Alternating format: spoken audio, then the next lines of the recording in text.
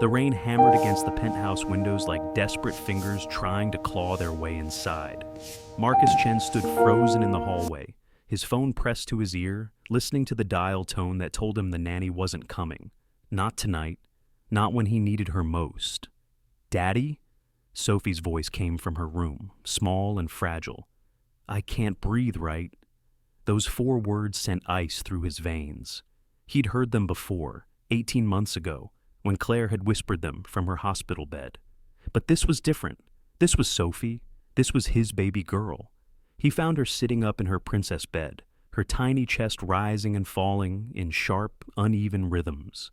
The nebulizer sat on her nightstand, but he'd never used it alone.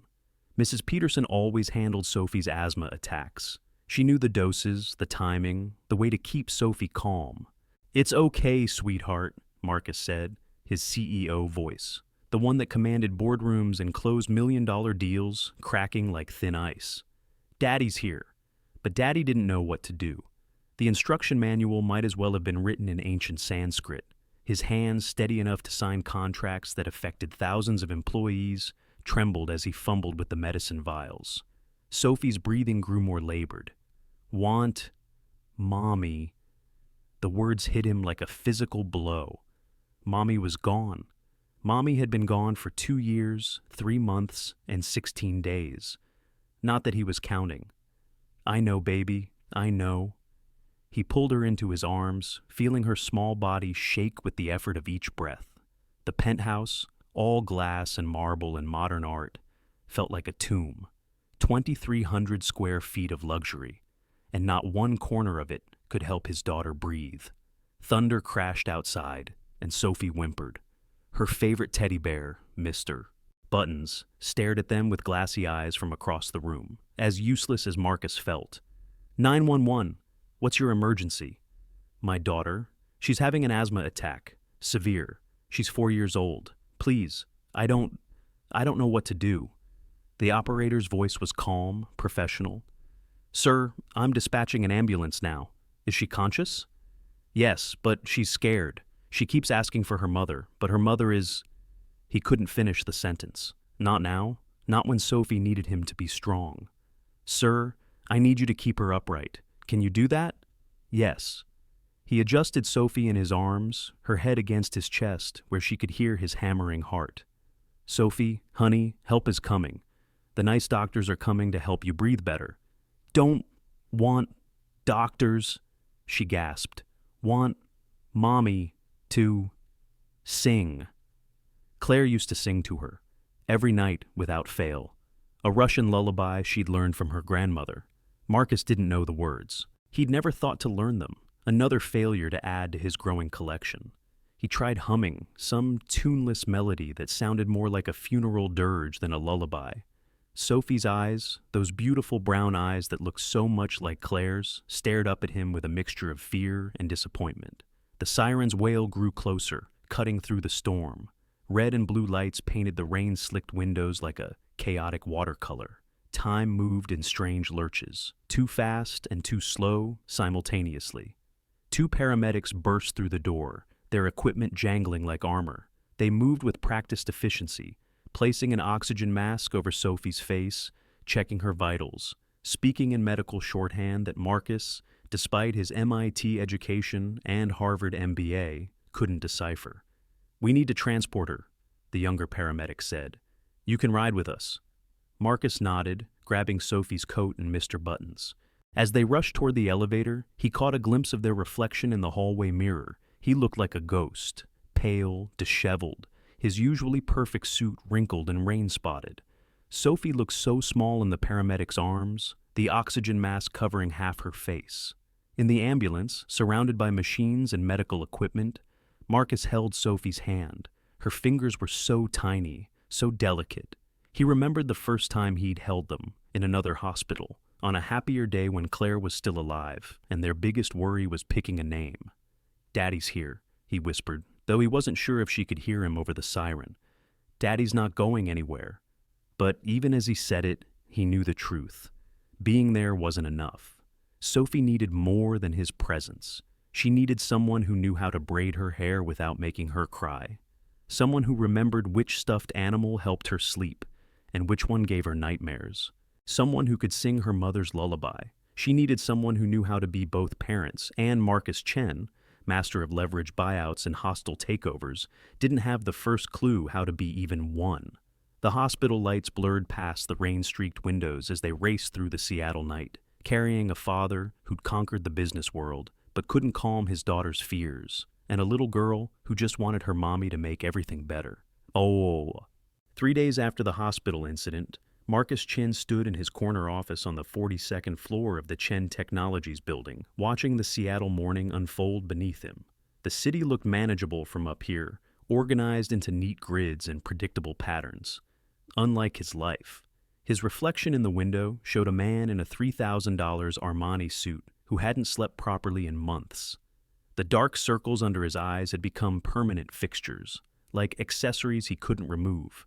At 35, he was one of the youngest CEOs in the biotech industry, but he felt ancient. Mr. Chen, his assistant Patricia, knocked softly. The Tokyo conference call has been moved to noon. And Mrs. Peterson called. She's back from her family emergency, but needs to speak with you urgently. Marcus nodded without turning. Mrs. Peterson, Sophie's third nanny in 18 months. Each one eventually left, citing various reasons, but Marcus knew the truth. Sophie was difficult, not behaviorally. She never threw tantrums or acted out. She was difficult because she was unreachable, locked inside herself like a music box with a broken key. His phone buzzed, a text from Sophie's preschool. Sophie refused to participate in art class again. She only uses black crayons. Black crayons. That's all she'd drawn with since Claire died. Black houses, black suns. Black families holding black hands under black skies. Marcus made his way home for lunch, as he did every day, though Sophie barely acknowledged these visits. The penthouse was a monument to his success and his failure in equal measure. Italian marble floors that echoed with loneliness. A sub-zero refrigerator stocked by a service he never saw. A living room with a Steinway piano that hadn't been played since Claire's fingers last touched the keys. He found Sophie in her playroom, surrounded by thousands of dollars worth of toys she never touched. She sat at her small table, drawing with her black crayon. Mrs. Peterson hovered nearby, her expression strained. "Mr. Chen, we need to talk," the nanny said, her British accent making the words sound more formal than intended. Marcus knelt beside Sophie. "Hi, Princess. What are you drawing?" Sophie didn't look up. The day Mommy went away. His heart clenched. Every picture was the same story, told in different black strokes. Claire in the hospital bed, the machines around her, the moment the lines went flat. "Sophie, sweetie, would you like to draw something happy? Maybe the ducks at the park." "Ducks aren't happy," Sophie said matter-of-factly. "Nothing is happy." Mrs. Peterson cleared her throat. "Mr. Chen, may I speak with you privately?" In the kitchen, Mrs. Peterson didn't mince words. "I'm giving my notice. 2 weeks. "I'll double your salary," Marcus said immediately. It was his default solution. Everything had a price. "It's not about money, Mr. Chen. Sophie needs more than a nanny. She needs—" "Mrs.?" Peterson paused, choosing her words carefully. "She needs someone who can reach her. I've been doing this for 30 years, and I've never seen a child so locked in grief." "She's seeing Dr. Martinez twice a week," Marcus said defensively. "The best child psychologist in Seattle. And has it helped?" The silence was answer enough. After Mrs. Peterson left for the day, Marcus attempted dinner with Sophie. He'd ordered from her formerly favorite restaurant, Thai food from the place Claire used to take her. Sophie pushed the pad thai around her plate, building small mountains and valleys she didn't eat. "Tell me about school," Marcus tried. "It's school," Sophie replied. "Did you make any friends?" "Friends go away. Everything goes away." That was Sophie's worldview now. At 4 years old, she'd learned life's cruelest lesson far too early. Marcus's phone rang, Tokyo calling about the merger. He let it go to voicemail. Then New York called about the FDA approval. Another voicemail. His empire was calling, but he was here, watching his daughter disappear one black crayon stroke at a time. That night, after Sophie was asleep, Marcus walked through the penthouse like a ghost haunting his own life. He stopped at Claire's study, a room he'd preserved exactly as she'd left it. Her medical degree from Johns Hopkins still hung on the wall. The irony wasn't lost on him. A doctor who couldn't cure herself. Her journal sat on the desk, open to her last entry. If you're reading this, Marcus, it means I'm gone. I'm not afraid of dying. I'm afraid of leaving you both alone. You're brilliant at solving problems, my love, but Sophie isn't a problem to be solved. She's a heart that needs to be held. Don't let her disappear into the silence. Find someone who can sing to her when she's scared. Someone who can show her that the world has colors beyond black. Promise me. He'd read it 100 times. The promise sat like a stone in his chest. Marcus walked to Sophie's room, watching her sleep. Even in dreams, her face was troubled, her small hands clenched into fists. Her nightlight cast stars on the ceiling. Claire had installed it the week before she went into hospice. I'm failing you, he whispered to the sleeping child. Both of you. His empire meant nothing. The medical patents, the revolutionary drugs his company developed, the headlines in the Wall Street Journal, none of it could bring color back to Sophie's world. He was Marcus Chen, the man who'd built a biotech company from nothing, who'd been featured on Forbes's 40 under 40 inches 3 years running. But he couldn't figure out how to make his daughter smile. The penthouse felt like a beautiful prison. 2,300 square feet of failure. Every expensive thing in it mocked him. The success he'd achieved at the cost of truly knowing his daughter before it was too late. Before Claire was gone, and Sophie retreated somewhere he couldn't follow. Tomorrow, Mrs. Peterson would start training her replacement. Another stranger who would try and fail to reach Sophie. Another person who would eventually leave, adding another loss to his daughter's growing collection of goodbyes. Marcus stood at the window again, looking at the city lights. Somewhere out there, other fathers were reading bedtime stories, singing lullabies, making their children laugh. And here he was, CEO of everything and father of nothing, watching his daughter fade like a photograph left in the sun. The irony was perfect in its cruelty. He'd spent his career developing drugs to save lives, but he couldn't save the 2 lives that mattered most. Claire was gone, and Sophie was following her, one black crayon at a time, into a darkness Marcus didn't know how to penetrate. The storm was coming back, clouds gathering over Puget Sound like an army preparing to attack. Marcus didn't move from the window. He stood there until dawn, a successful man in an empty throne, ruler of a kingdom made entirely of glass. The hospital parking garage at 2 a.m. was a concrete cathedral of fluorescent lights and oil stains. Marcus had just spent 4 hours in the pediatric ward while Sophie underwent breathing treatments, her small body finally peaceful under medical supervision. He walked to his Tesla in a daze of exhaustion, his mind already on the board meeting he'd have to face in 5 hours. The screech of tires made him look up. A beat-up Honda Civic came careening around the corner, taking the turn too fast, too desperate. Marcus jumped back, but not fast enough. The side mirror clipped his briefcase, sending it flying, papers scattering like snow across the grimy concrete. The car screeched to a halt. A woman jumped out. Blonde hair escaping from a messy bun, wearing a waitress uniform spotted with what looked like borscht. Her eyes were wild with panic. "Oh God, I'm so sorry. I'm so sorry." Her accent was subtle but distinct. Russian, maybe Eastern European. "I didn't see you. My neighbor, she can't breathe, and the ambulance wouldn't come to our building, and It's fine," Marcus said curtly, already kneeling to collect his papers. Merger documents, FDA reports, Sophie's latest psychological evaluation, all scattered across oil-stained concrete. The woman dropped beside him, helping gather the papers with shaking hands. "Please, let me help. I'm sorry. I can pay for any damage.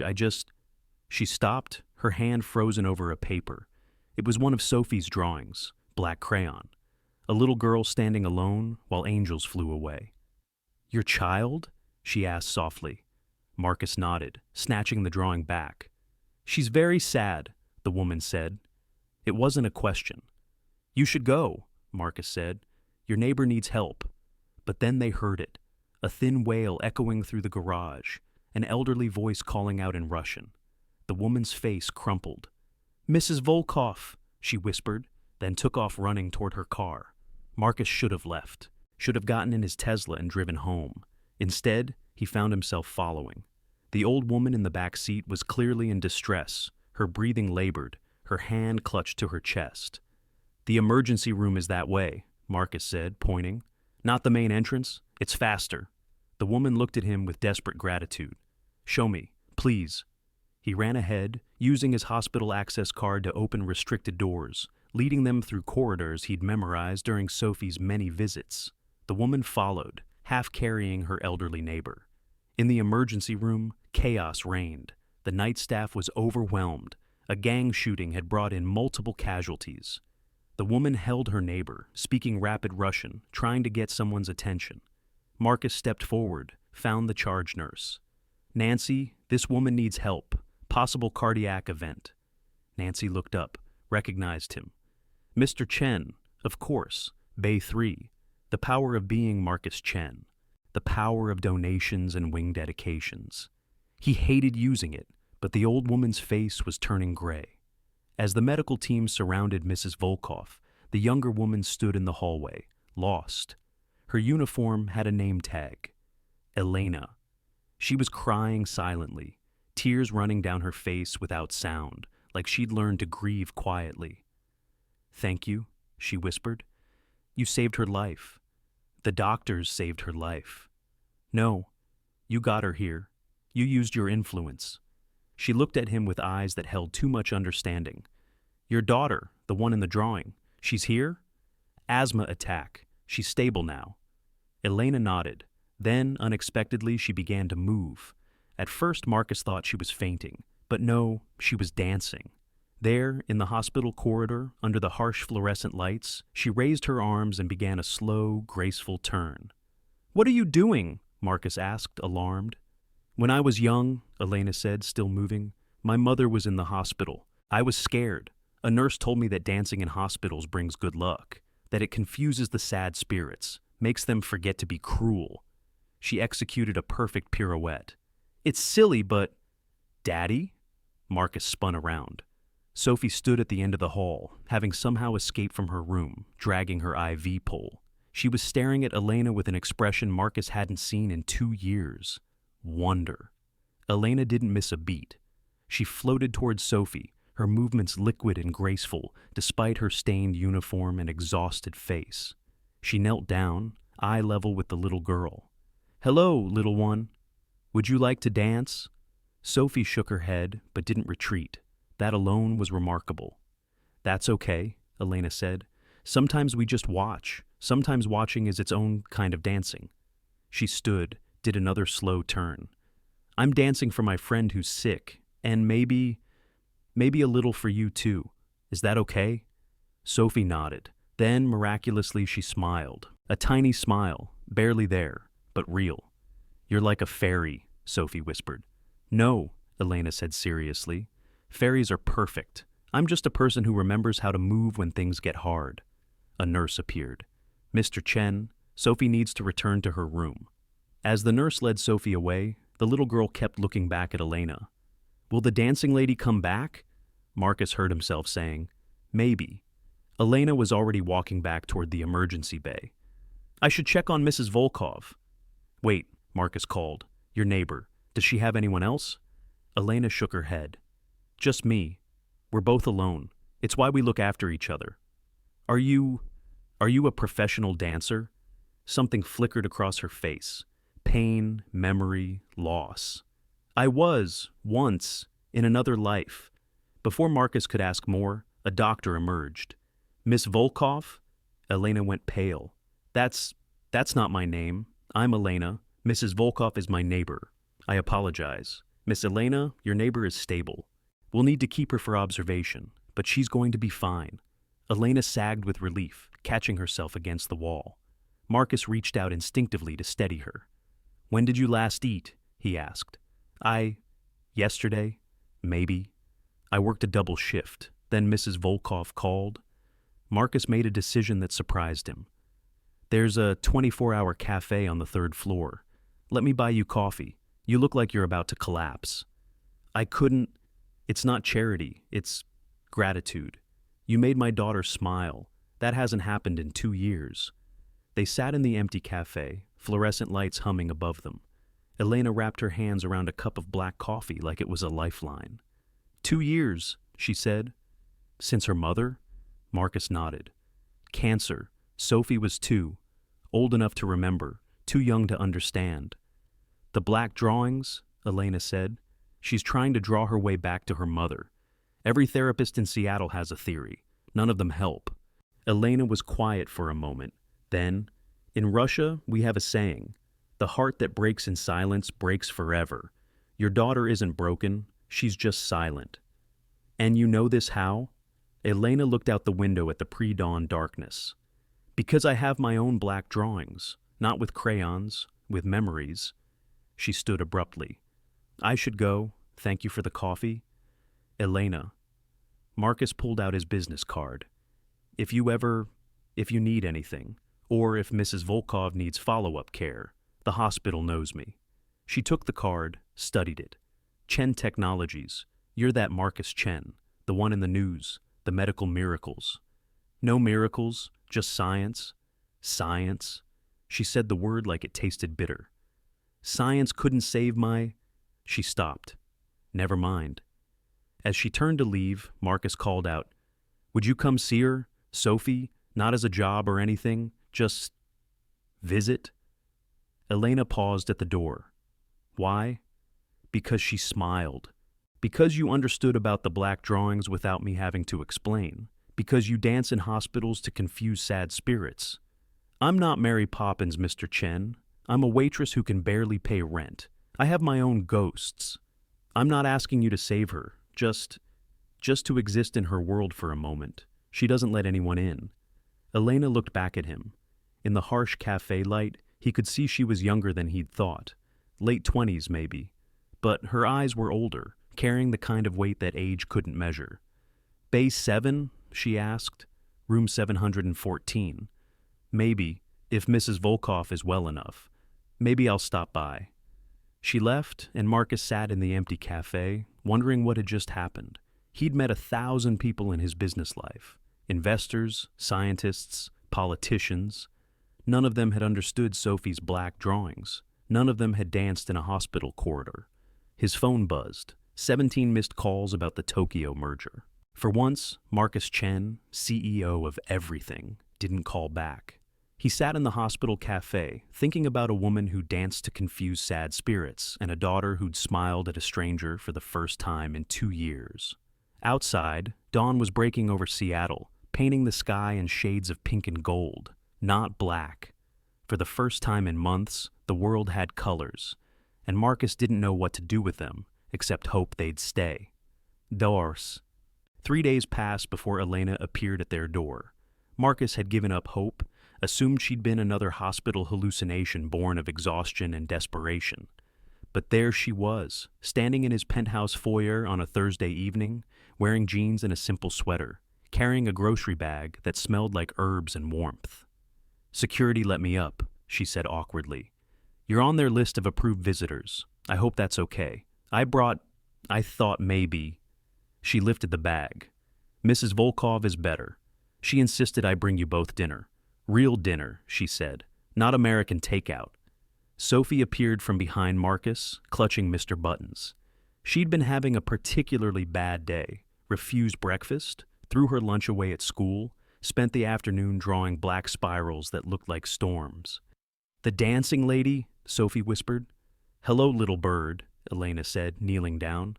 I told my neighbor about you. She said any girl who likes dancing deserves proper borscht. Do you know what borscht is? Sophie shook her head. It's magic soup. It's the color of rubies, and it makes Russians strong enough to dance through winter. Would you like to help me make it? Marcus watched in amazement as Sophie actually stepped forward. Not much, just a tiny step, but towards someone instead of away. Can Mr. Buttons help too? Sophie asked. Of course. All bears love borscht. It's a scientific fact. The kitchen, usually pristine and untouched except for the coffee maker, became a foreign land. Elena moved through it with practiced grace, pulling out pots Marcus didn't know he owned, filling the space with the sound of chopping vegetables and simmering broth. Sophie, can you wash these potatoes for me? Elena asked, setting up a step stool by the sink. Marcus started to protest. Sophie didn't help with cooking, might make a mess, might get hurt. But Elena caught his eye and shook her head slightly. "Trust me," her look said. Sophie climbed up carefully, Mr. Buttons positioned where he could watch. She took the potatoes with the seriousness of a surgical resident handling vital organs. "In Russia," Elena said, working beside her, "we believe that food made with little hands tastes better. The love gets mixed in with the ingredients." "My mommy used to cook," Sophie said quietly, scrubbing a potato with intense concentration. "She made special pancakes." "Tell me about them," Elena said, not missing a beat, not making a big deal of Sophie voluntarily mentioning Claire. "They had faces, blueberry eyes and strawberry smiles. Daddy doesn't know how to make them right." Marcus felt the sting, but said nothing. Another failure for the list. "Maybe your daddy has his own special talents," Elena said diplomatically. "My papa couldn't cook at all. He once burned water, but he could fix anything broken. Toys, bicycles, hearts." "Hearts?" Sophie looked up. "Oh yes. Whenever I was sad, he'd pretend to take my heart out, very carefully, and fix it with his special tools. Then he'd put it back and say, 'Good as new, little bird.' And somehow, it always was." Sophie was quiet for a moment. Then, "My heart is broken." The words hung in the kitchen air like suspended knives. Marcus stepped forward, but Elena held up a hand. "I know, little one," she said softly. "Mine is too. But you know what I learned? Broken hearts still work. They just work differently. Like how a cracked window makes rainbow prisms when the light hits it right." She helped Sophie down from the stool and led her to the window where the setting sun was streaming in. She held up a glass of water, letting the light refract through it, casting tiny rainbows on Sophie's face. "See? Broken but beautiful." Sophie reached out to touch a rainbow on the wall. "It's not black." "No," Elena agreed. "It's not black." They returned to cooking, and Marcus found himself drawn into their orbit. Elena assigned him the task of setting the table. Properly, not like a business meeting, while she and Sophie finished the soup. She taught Sophie Russian words for the vegetables. Svekla for beet, Morkov for carrot. Sophie repeated them solemnly, like learning spells. When they finally sat down to eat, the dining room felt different. Usually meals here were silent affairs, Marcus checking his phone, while Sophie pushed food around her plate. But Elena filled the space with stories. "This recipe," she said, ladling the ruby-red soup into bowls, "is from my babushka's babushka. That's my grandmother's grandmother. She lived through the siege of Leningrad, when there was no food for 872 days. But she kept this recipe in her head and heart. And when the war ended, the first thing she made was borscht." "Why?" Sophie asked, actually taking a spoonful. "Because it reminded her that even after the darkest winter, spring comes back. Beets grow again. Life continues." Sophie ate slowly, but she ate. Marcus watched his daughter consume more food in one sitting than she had in the past week combined. "You're a dancer," Sophie said suddenly. It wasn't a question. Elena's hand stilled for just a moment. "I was." "What happened?" "Sophie," Marcus warned, but Elena shook her head. "It's okay. Yes, I was a dancer. I danced in big theaters with orchestras and beautiful costumes. But then I hurt my leg, and I couldn't dance the same way anymore." "So you stopped?" "For a while, yes. I thought if I couldn't dance perfectly, I shouldn't dance at all. But then I realized something. The birds outside my window don't dance perfectly. They just move because they're happy to be alive. So now I dance like the birds, not perfect, but real." After dinner, Elena taught them a Russian card game called Durak. Sophie actually laughed when Elena pretended Mr. Buttons was cheating, sneaking cards under his fuzzy bottom. "He's a very naughty bear," Elena said seriously. "In Russia, we would send him to bear jail." "There's no bear jail," Sophie giggled. "Oh, there is. It's in Siberia. All the criminal bears go there and have to eat fish without honey for punishment." Marcus couldn't remember the last time he'd heard Sophie laugh. It was like hearing a song he'd forgotten existed. As the evening wound down, Sophie started yawning. Without being asked, she went to Elena and hugged her. Marcus nearly dropped his coffee cup. "Will you come back?" Sophie asked. Elena looked at Marcus over Sophie's head. He nodded, perhaps too eagerly. "If you'd like me to," Elena said. "Tomorrow?" "I work tomorrow, but maybe this weekend?" Sophie pulled back, considering. "Okay, but you have to bring more magic soup." After Sophie went to bed, without a fight, another miracle, Marcus walked Elena to the door. "Thank you," he said. "I don't know what you did, but I didn't do anything special. I just saw her, really saw her, not as a problem to fix or a tragedy to manage, just as a little girl who misses her mother. The nanny agency charges $200 an hour for specialists who can't get her to eat a single vegetable." Elena's face changed, closing off. "I'm not looking for a job, Mr. Chen. I came because Mrs. Volkov insisted, and because I remember being a little girl in pain that nobody could reach. I didn't mean it like that. I just meant you're gifted with children." "I had a daughter," Elena said quietly. "Emma. She would be 6 now." "Would be." The words hung between them like a blade. "I'm sorry," Marcus said. "So am I. Every day." She picked up her empty grocery bag. "You're Sophie. She's special. She feels everything so deeply. That's not a weakness, you know. In Russia, we say the deepest rivers run quietest." "Will you really come back this weekend?" Elena paused at the door. "Do you want me to? Or does Sophie?" "Both," Marcus admitted. "I've never seen her like this, like she was tonight. She was just herself, maybe for the first time in a long time.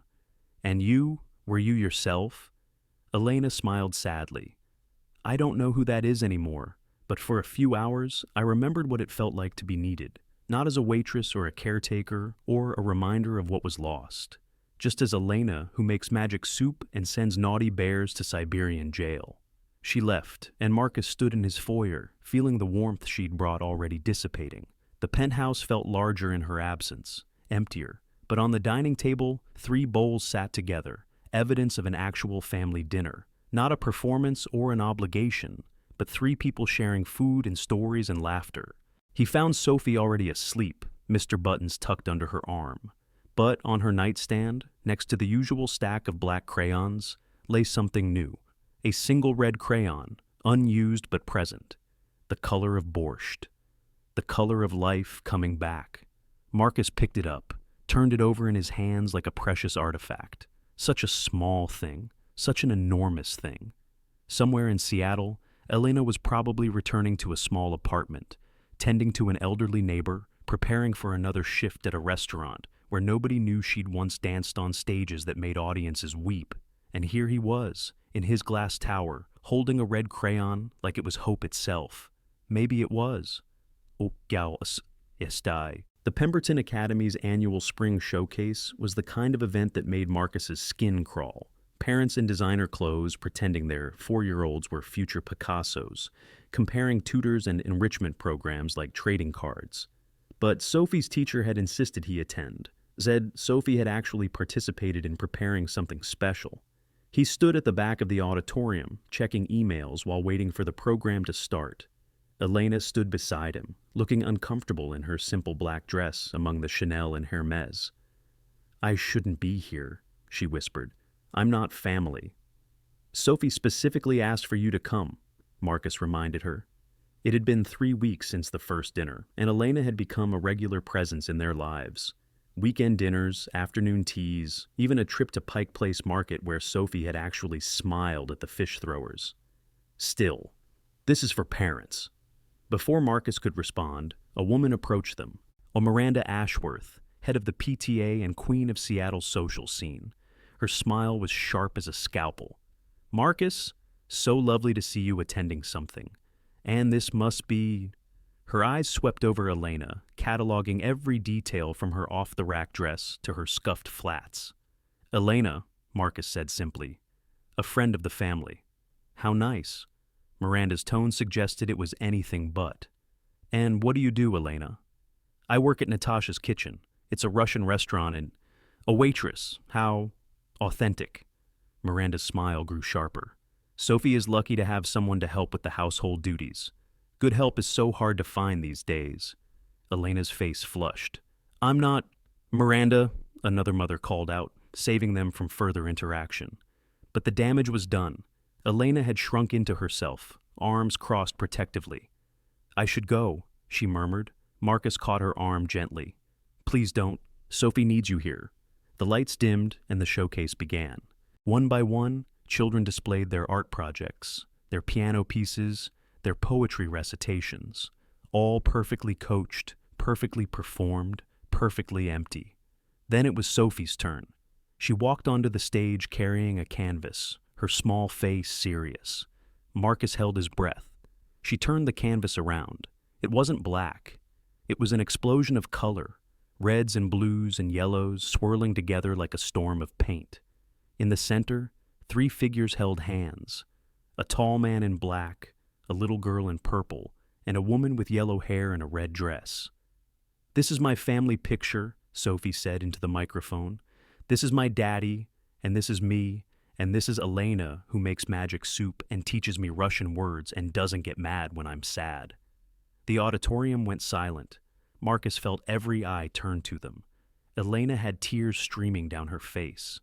"My first mommy is in the sky," Sophie continued, pointing to a white figure floating above the 3. "She watches us." Elena says that's okay. She says families can have people in the sky and people on the ground, and that love is like a bridge between them. She bowed and walked off stage. The applause was scattered, confused. This wasn't the typical Pemberton performance. At the reception afterward, Marcus couldn't avoid the whispers. The other parents circled like sharks. Their children kept carefully away from Sophie, as if grief might be contagious. "So you've moved on," Thomas Whitman said, clapping Marcus on the shoulder with false bonhomie. "About time. Though I have to say, a waitress? Bit of a downgrade from Claire, isn't it?" "Elena is a friend," Marcus said through gritted teeth. "Right. A friend who your daughter calls family. Come on, Marcus. We all know how this works. Lonely widower, pretty young thing looking for a payday." Marcus's fist clenched, but before he could respond, Elena appeared. "Sophie's looking for you," she said quietly. Then to Thomas, "You're right. I am a waitress. I serve food to people who work 16-hour shifts at the hospital down the street. Doctors who save lives, nurses who hold hands of the dying, janitors who keep the place running, real people doing real work. What is it you do again? Move numbers around on a screen and call it productivity." Thomas's face reddened. "I don't think you understand. I understand perfectly. You think because I serve food, I'm less than you. Because I don't have a Harvard degree or a trust fund. But your daughter just spent 10 minutes at the dessert table telling my Sophie that her dress is ugly, and her mother is probably glad she's dead, so she doesn't have to see it. So maybe, Mr. Whitman, you should worry less about my job and more about what kind of human being you're raising." She walked away, leaving Thomas sputtering. Marcus followed her outside, where she was leaning against the building, shaking. "I'm sorry," she said. "I shouldn't have said that. I've probably made everything worse for Sophie." "You were magnificent," Marcus said. "I was angry. His daughter, she really did say those things. Sophie pretended not to hear, but I saw her face." "Kids can be cruel." "No," Elena said firmly. "Kids learn to be cruel. They're taught it at dinner tables and country clubs and showcase receptions. They learn that worth is measured in dollars and degrees, not in kindness or courage." She pushed off from the wall. "I need to check on Mrs. Volkov. She had a doctor's appointment today." "Elena, wait." Marcus caught her hand. "What Sophie said about you being family. She's 4. She doesn't understand, doesn't she? You've been more of a mother to her in 3 weeks than anyone has in 2 years. Elena pulled her hand away. "Don't say that. You don't know me. You don't know what I've done, where I come from." "Then tell me." She looked at him for a long moment. Then, "You want to know? Fine. I was a dancer with the Mariinsky Ballet in St. Petersburg. I was married to a man who seemed charming and successful. Viktor Volkov. Maybe you've heard the name." Marcus shook his head. "He owns half the shipping contracts in Eastern Europe, also runs guns, drugs, and people when the profit margins are better. I didn't know, not at first. By the time I figured it out, I was pregnant. I tried to leave. He broke my leg in 3 places, ended my career, said if I ever tried to leave again, he'd take our daughter." She was speaking fast now, like she needed to get it all out before she lost her nerve. Emma was 2 when the rival family came. They were aiming for Victor, but he wasn't home. I was giving Emma a bath. She was singing a song about rubber ducks. The men broke down the door. I grabbed her, tried to run. The bullet meant for me. Her voice broke. She died in my arms, 2 years old, singing about ducks. Marcus couldn't speak, couldn't breathe. Victor blamed me, said I should have protected her better. His men held me while he explained very calmly that I would pay for losing his heir. The only reason I'm alive is because his brother, Alexei, helped me escape. New identity, new country, new life. Except, it's not a life, is it? It's just existing. She wiped her eyes with angry swipes. So now you know, I'm not Mary Poppins. I'm not some magical nanny who can fix your daughter. I'm a broken woman who got her own child killed and can't even use her real name because my husband will find me and finish what he started. Elena? My name isn't even Elena. It's Ekaterina. But Ekaterina died with Emma in that bathroom, holding a yellow rubber duck that was suddenly covered in blood. She turned to leave, but Marcus stepped in front of her. Sophie loves you, he said simply. Sophie doesn't know. Sophie knows you understand her pain. She knows you see her. She knows you make her feel safe in a world that took her mother away. I couldn't keep my own daughter safe. You were a victim too. What happened to Emma wasn't your fault. Elena laughed bitterly. Wasn't it? I chose Victor. I ignored the warning signs. I stayed too long. Every choice I made led to the bathroom, that moment, that duck covered in blood. And my choices led to Claire dying alone in a hospital bed while I was in Tokyo closing a deal. We all have our guilt, Elena. But Sophie doesn't care about any of that. She just knows that you make the colors come back. They stood in the parking lot, 2 broken people under the gray Seattle sky. Inside, the showcase continued. Parents comparing their children's achievements like stock portfolios. Out here, real pain had been spoken aloud, the kind that couldn't be fixed with tutors or trust funds. I should go, Elena said finally. Will you come for dinner Saturday? She looked at him like he was insane. Did you not hear what I just told you? I heard. Saturday?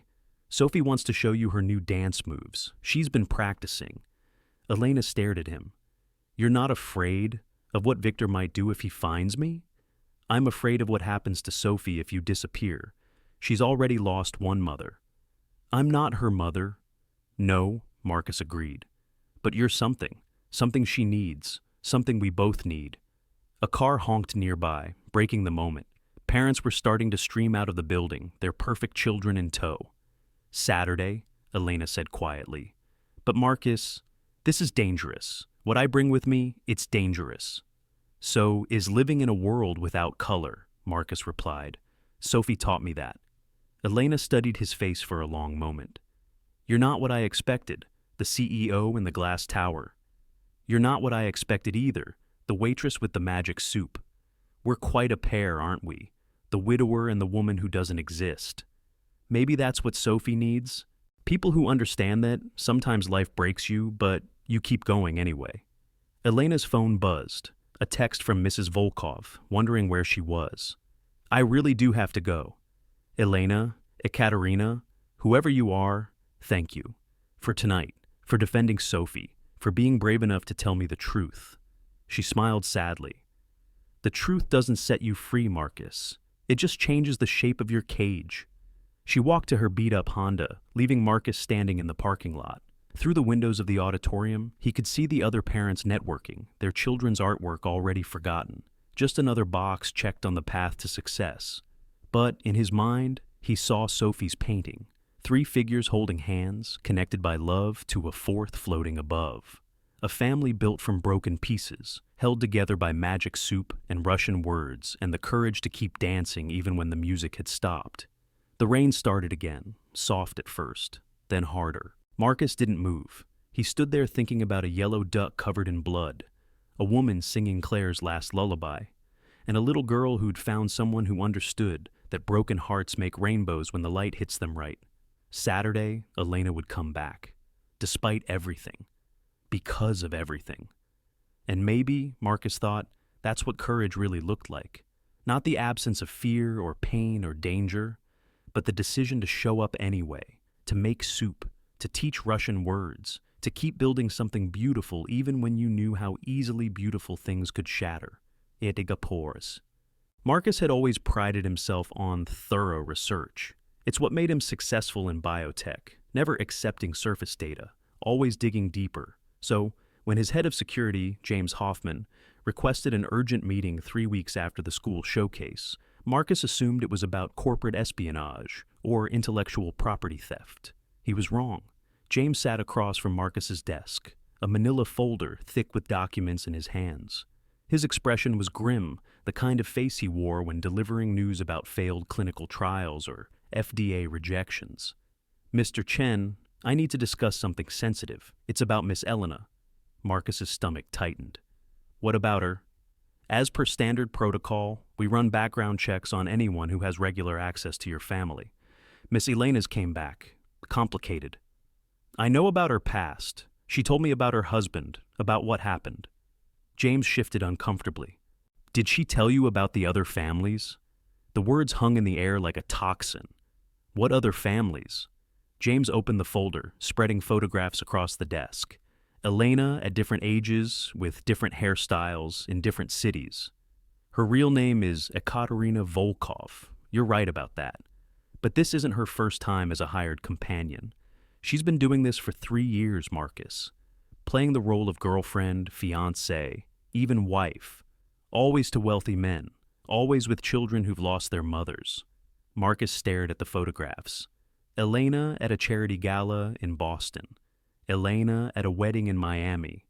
Elena pushing a child on a swing in Chicago. Different names on the documentation. Sarah, Catherine, Anna. "No," Marcus said. "This is wrong. Her daughter died. She escaped from Russia." "There's no record of a daughter, Marcus. No Emma, no death certificate in Russia or anywhere else. There is, however, a very detailed online profile on several high-end escort sites. Specializes in family situations, experienced with grieving children, discretion guaranteed." James pulled out another document. Wire transfers, all from wealthy widowers. The Hendersons in Boston. She was with them for 4 months, told them she was a former pianist who lost her hearing. The Waynes in Miami, 6 months. That time she was a chef who lost her restaurant in a fire. Each time, a tragic backstory. Each time, the children grew attached. Each time, she left when the men got too serious or started asking questions. Marcus's hands were shaking. "This can't be right. There's more." James pulled out a final photograph. It was from a security camera at Seattle Children's Hospital, dated 2 months ago, before Marcus had met Elena. She was there with another man and his daughter. The child was holding her hand, looking up at her with adoration. That's Robert Kingston, tech investor.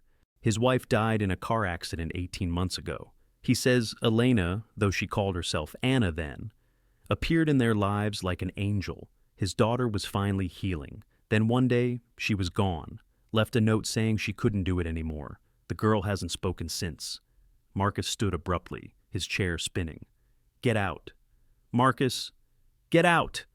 James left the documents and departed. Marcus stood at his window, watching the city below, trying to reconcile the Elena he knew with the evidence spread across his desk. The woman who cried when Sophie hugged her, who danced in hospital corridors, who made magic soup and sent stuffed bears to Siberian jail. His phone rang. "Elena." "Hi." Her voice was warm, unsuspecting. "Sophie left Mr. Buttons at my apartment. Should I bring him by? I know she can't sleep without him." "Yes," Marcus heard himself say. "Come by." An hour later, Elena arrived, Mr. Buttons in her arms. She was wearing her waitress uniform, having come straight from work. There was a new bruise on her arm, probably from carrying heavy trays, and her hair smelled like the restaurant's borscht.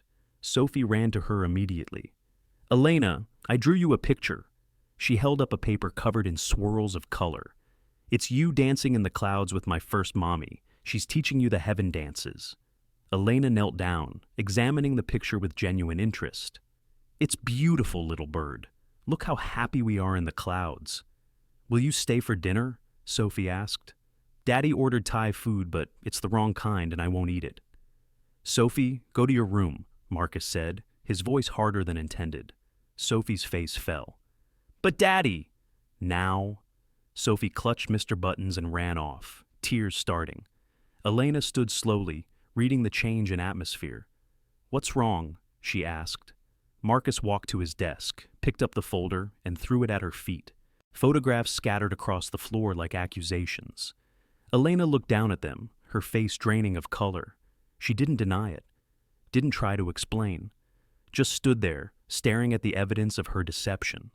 "How much?" Marcus asked coldly. "What? How much were you planning to ask for? The Hendersons paid you $30,000. The Waynes, $50. What's your price for us? For Sophie?" Elena's legs seemed to give out. She sank into a chair. "It's not what you think." "Really? Because I think you're a professional con artist who targets grieving families, who uses dead children as props for sympathy, who makes little girls love you and then disappears when the check clears." "My daughter was real," Elena whispered. "Stop lying!" Marcus's control shattered. "There's no record of her. No Emma, no tragic death. Just you, playing roles, telling stories, breaking hearts for money."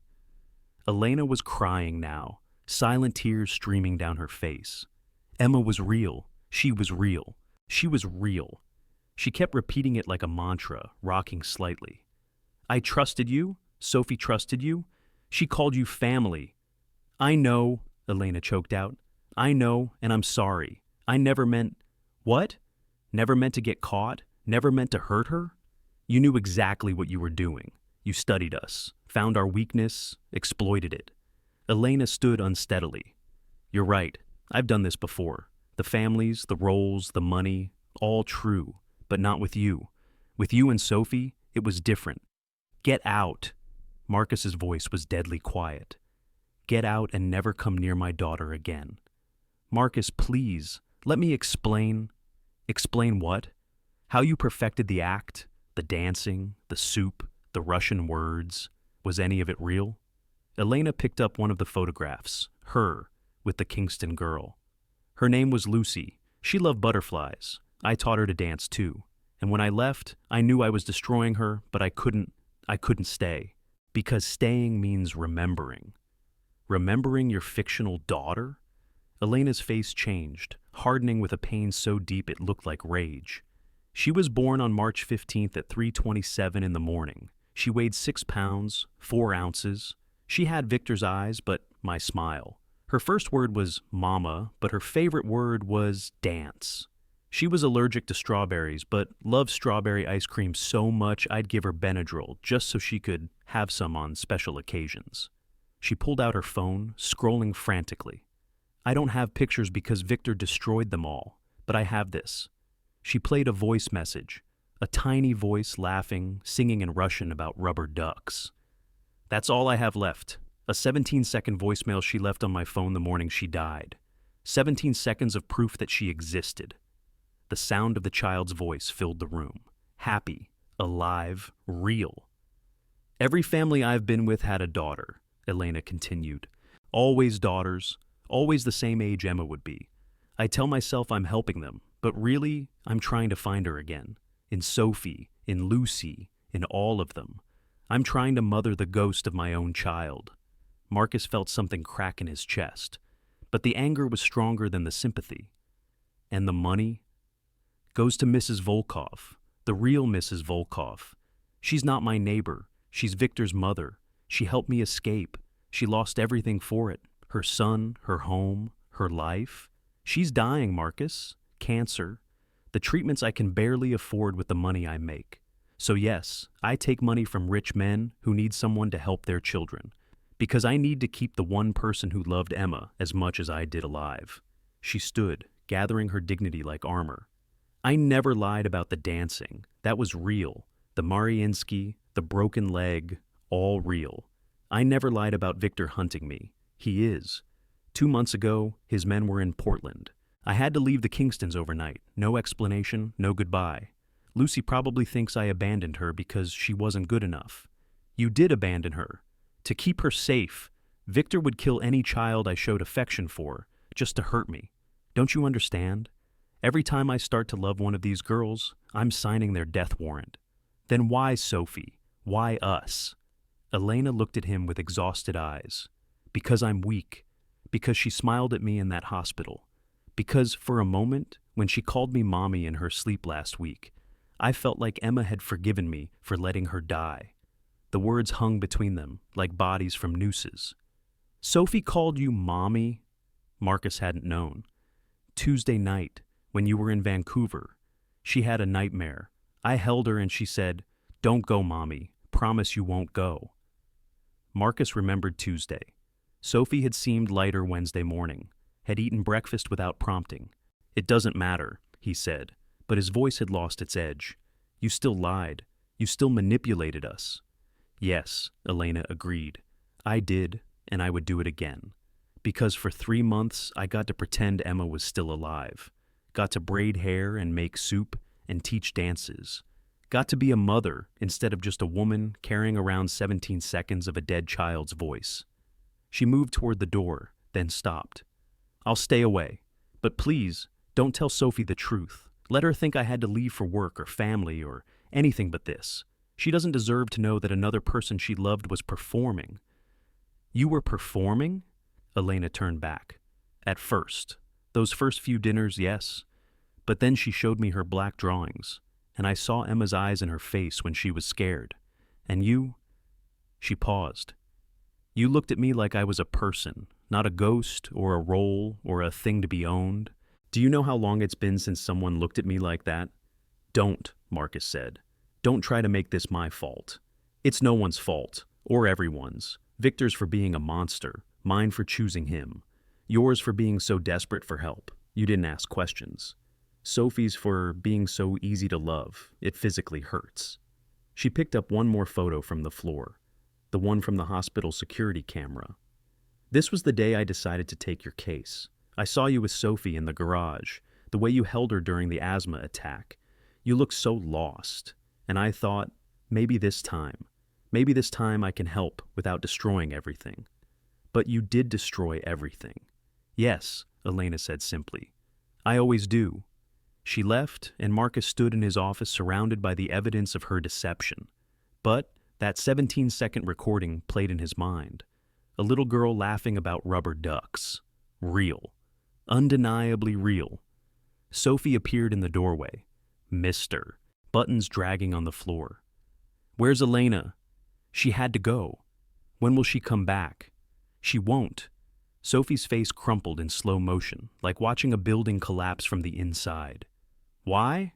"Because she lied. Because she's dangerous. Because she's done this before. Because loving her means risking everything." "Because sometimes people have to leave," Marcus said weakly. Sophie looked at him with eyes that were too knowing for 4 years old. "You made her go. Like you make everyone go." She walked back to her room, Mr. Buttons leaving a trail on the floor like a path of sorrow. Marcus heard her door close, heard the lock turn. A sound that meant she was done with the world for today. He picked up the scattered photographs. Elena in all her incarnations, all her roles. But in every single one, she was looking at a child with the same expression, desperate love, mixed with preemptive grief. His phone buzzed, a message from an unknown number. Her name was Emma Katerina Volkova, born March 15, 2018, Moscow Central Hospital. Died May 22, 2020. Volkov Estate, St. Petersburg. The records were destroyed, but I was the responding officer. No child should die like that. No mother should have to watch. Your Elena is many things, Mr. Chen, but she is not a liar about this. Captain Alexei Volkov, St. Petersburg Police, retired. Attached was a single document, a death certificate, hidden in police archives. Emma Katerina Volkova, age 2, cause of death, homicide. Marcus sank into his chair. Outside, Seattle went about its evening routines, but in his penthouse, everything had shattered. The truth hadn't set anyone free. It had just revealed that everyone was trapped in different cages, all of them built from love and loss and the terrible things people do to survive both. In her room, Sophie began to sing, a Russian lullaby Elena had taught her. The words were wrong, the melody off-key, but the sentiment was clear. A little girl singing to keep the darkness away, just like another little girl once sang about rubber ducks before the darkness came for her.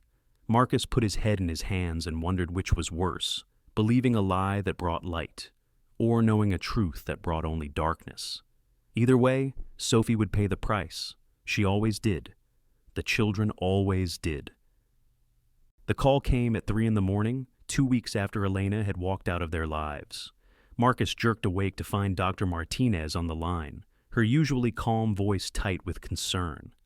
"Mr. Chen, you need to come to the hospital. Sophie was brought in by ambulance. She's stable, but..." Marcus was already pulling on clothes. "What happened? Another asthma attack?" "No, Mr. Chen, she stopped eating 4 days ago. Mrs. Peterson found her unconscious, severe dehydration and hypoglycemia. We have her on IV fluids, but there's more. She's completely non-responsive, not catatonic, just absent." The drive to the hospital was a blur of red lights ignored and speed limits shattered. Marcus found Sophie in the pediatric ward, looking impossibly small in the hospital bed. Her eyes were open but unseeing, staring at something beyond the ceiling. "Sophie?" He took her hand. It was cold, limp. "Sophie, Daddy's here." Nothing, not even a flicker of recognition. "Doctor." Martinez pulled him aside. "When did she last eat a full meal?" Marcus tried to think. I don't know. Mrs. Peterson said she was eating. Mrs. Peterson says Sophie's been hiding food, flushing it, feeding it to the pigeons on the balcony. She's also been collecting things. A scarf she says smells like perfume, a coffee cup with lipstick marks, a notebook with Russian writing. She won't let anyone touch them. Elena's things she'd left behind. This is severe psychological regression, Dr. Martinez continued. Has there been a recent trauma, a significant loss? A friend had to leave suddenly. Dr. Martinez's expression said she knew there was more to the story. "Mr. Chen, Sophie's exhibiting signs of complicated grief disorder, compounded by what appears to be selective mutism. She hasn't spoken since she was admitted. She was singing, 2 weeks ago, Russian lullabies. Mrs. Peterson says that stopped last week, along with the crying. She just stopped everything." Marcus sat beside Sophie's bed for 3 hours, talking to her, reading her favorite books, even attempting the Russian lullaby. Nothing. She lay there like a doll with its batteries removed. His phone buzzed constantly. The Tokyo merger was falling apart. The FDA was threatening to pull approval on their latest drug due to documentation issues. The board was calling emergency meetings. His empire was cracking at the foundations, and he couldn't bring himself to care. Patricia, his assistant, finally called directly. "Mr. Chen, I'm sorry to disturb you, but if you don't respond to Tokyo by noon, we lose the deal. That's $300 million and 4 years of work." "Let it burn," Marcus said, and hung up. By day 3 of Sophie's hospitalization, Marcus hadn't left the building. He slept in the chair beside her bed, showered in the doctor's lounge, lived on coffee and whatever Patricia brought him. Sophie remained unchanged, physically stable, but psychologically gone. "We need to consider a pediatric psychiatric facility," Dr. Martinez said gently. "Somewhere specialized in childhood trauma. She's 4 years old, and she's shutting down, Mr. Chen. Without intervention, this could become permanent." That night, unable to sleep, Marcus wandered the hospital corridors. He found himself in the same hallway where Elena had danced that first night. The fluorescent lights hummed the same tune of industrial indifference. He stood where she had stood, raised his arms like she had, but he couldn't move, didn't know how to dance away the sad spirits. "Mr. Chen?" He turned to find Mrs. Volkov, the real Mrs. Volkov, standing behind him. She was thin, brittle-looking, wearing a hospital gown and wheeling an IV stand. "I'm having treatment," she explained in accented English. "I heard about your little one, about what happened with Katya. Elena, Ekaterina, whoever she is." "She is broken," Mrs. Volkov said simply. "My son broke her. First her body, then her spirit, then her heart when he let Emma die. She lied to us. Yes, she lies to everyone, including herself.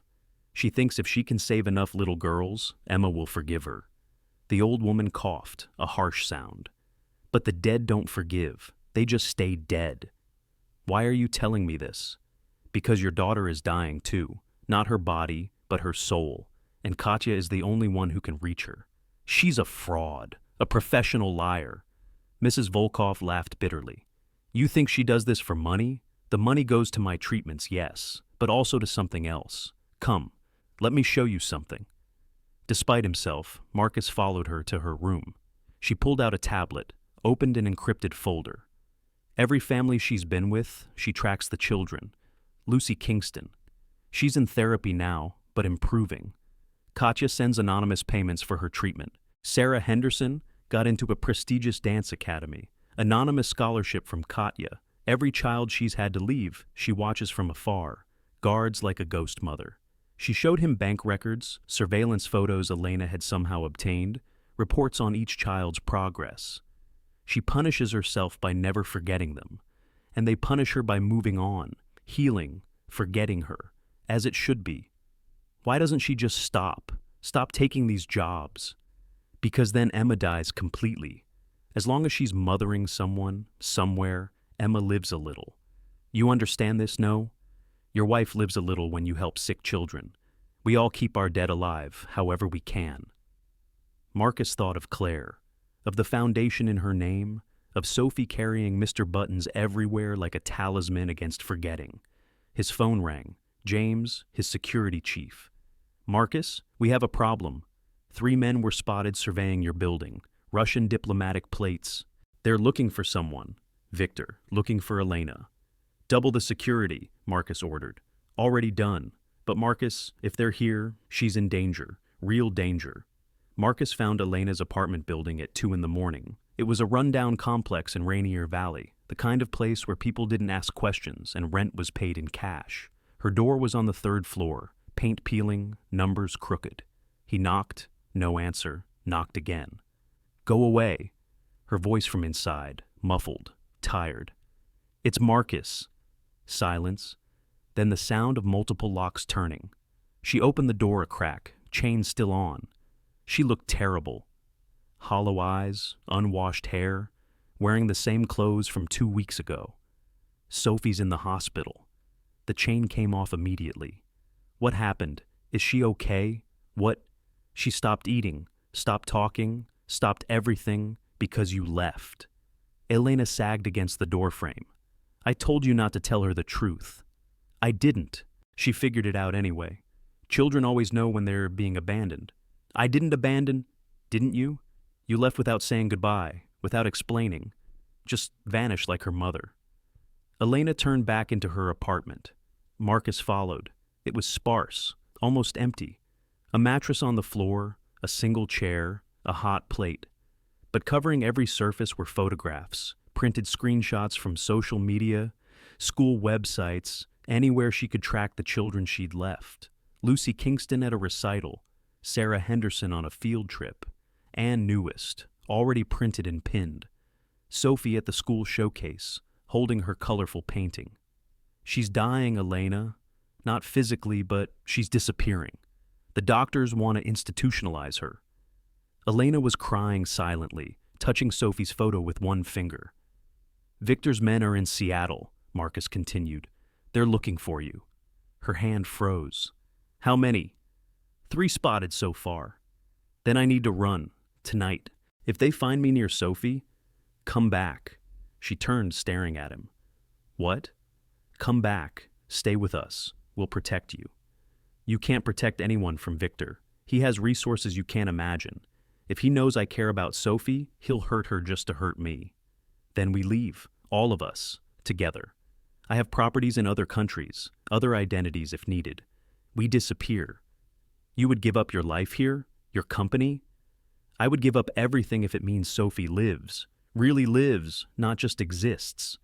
Elena walked to the window, peering through the blinds at the street below. You don't understand what you're offering. I'm offering you a chance to stop running, to be the mother Sophie needs, to be whatever we are to each other. We're nothing to each other. I'm a lie, remember? A professional fraud. Marcus moved closer, not touching, but near enough to feel her warmth. Tell me the truth then.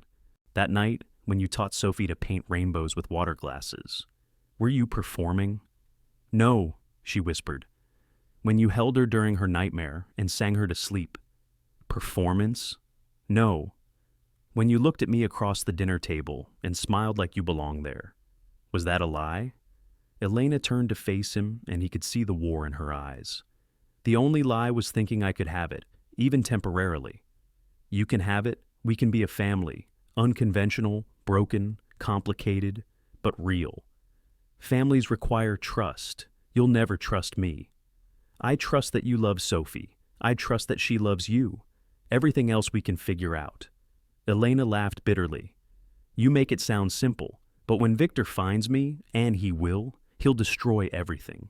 He'll make you watch while he hurts Sophie. Then he'll kill me in front of her. That's who he is. That's what you're inviting into your life. Then we fight him. You can't fight him. He owns judges, police, politicians. He has men who would die for him and kill for him without hesitation. I have resources too. Not like his, not the kind that matter in his world. Marcus pulled out his phone, showed her a message from James. My security team has already identified his men. We're tracking them. And I've contacted some people, the kind who deal with problems like Victor. You mean killers? I mean protectors. People who understand that sometimes the law isn't enough. Elena stared at him. You would do that? Become like him. I would become anything to keep Sophie safe, to keep you safe. She walked back to her wall of photographs, touching each child's face like a benediction. They all moved on. After I left, it hurt at first, but then I realized that's what should happen. I'm supposed to be forgotten. Sophie won't forget. She's not moving on. She's dying. Elena? Ekaterina. What? My name is Ekaterina. If we're doing this, if we're really doing this, you should know who I am. Then come home, Ekaterina. Come save our daughter. Our daughter. The words hung in the air like a promise and a curse combined. Ekaterina picked up a duffel bag, already packed.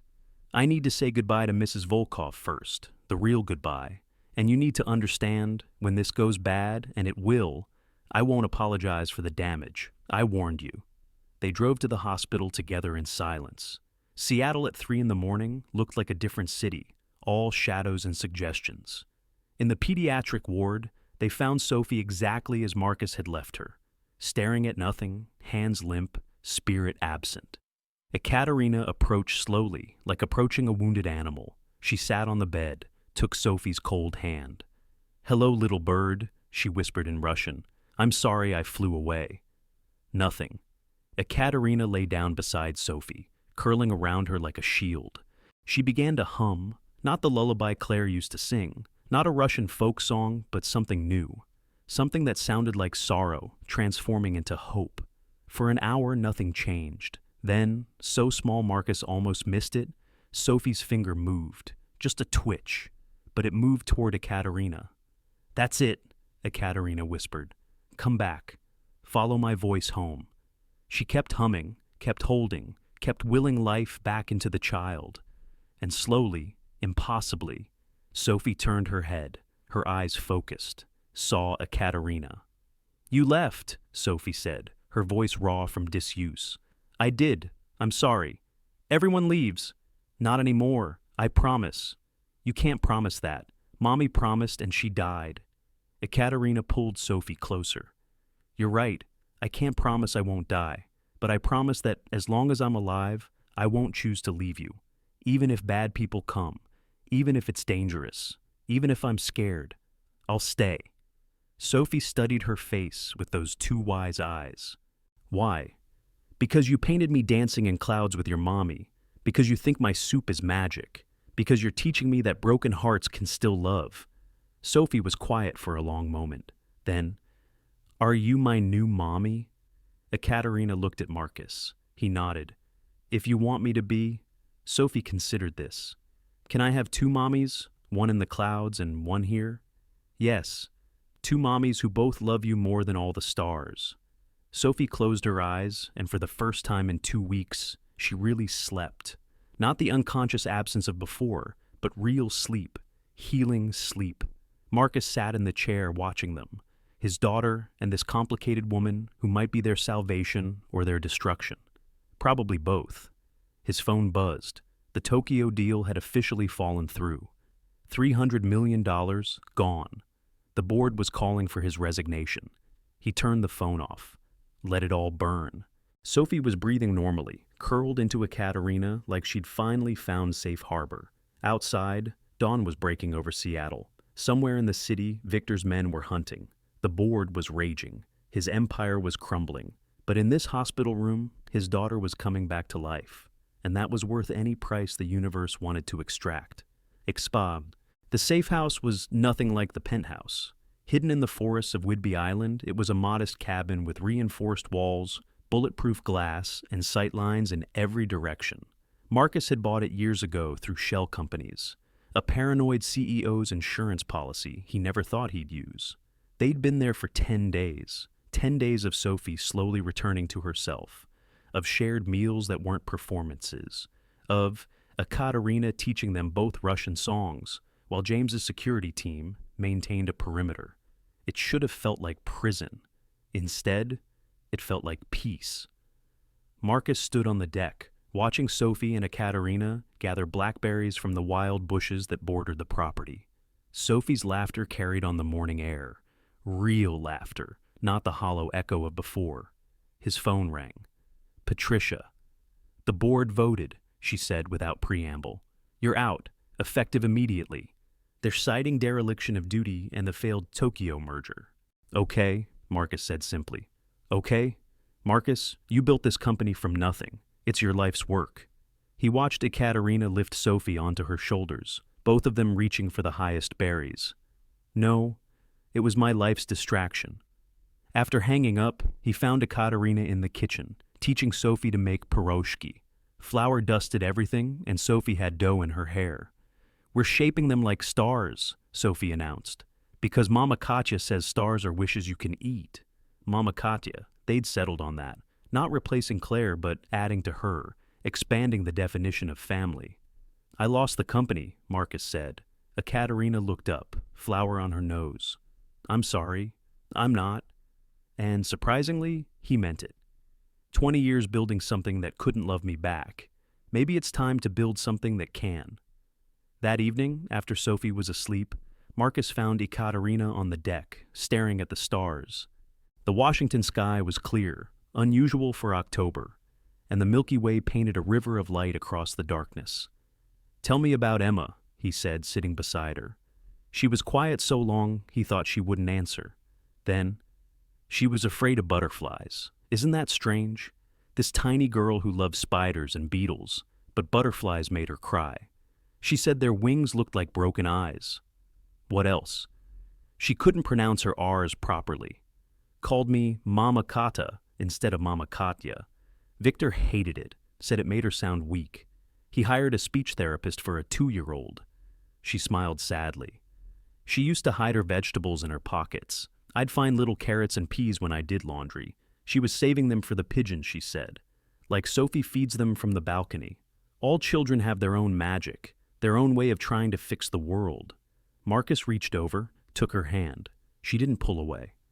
I've been thinking, he said, about after.